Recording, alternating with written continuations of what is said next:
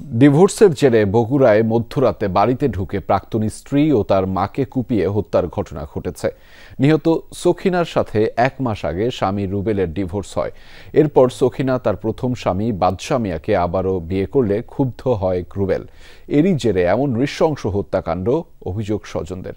প্রাথমিক তদন্তে এমন ধারণা নিয়ে রুবেলকে আটক করতে কাজ করছে পুলিশ।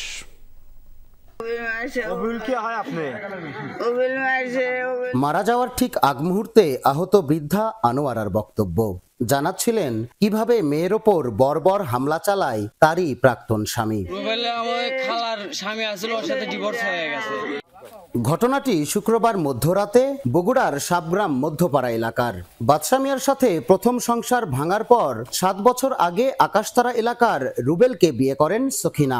দাম্পত্য কলহের জেরে মাস দেড়েক আগে আবারও ভাঙে সংসার। রুবেলের সাথেও বিচ্ছেদ হয়।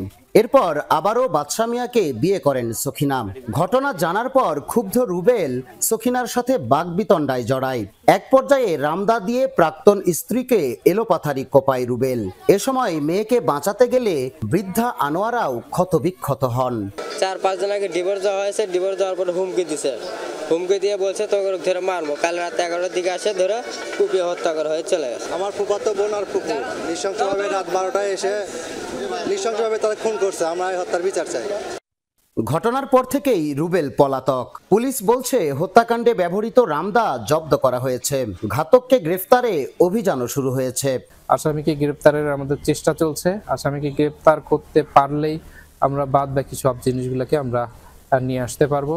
আপাতত যে অস্ত্রটা মানে যে দাটা দিয়ে আঘাত করেছে সেই দাটা উদ্ধার করা হয়েছে।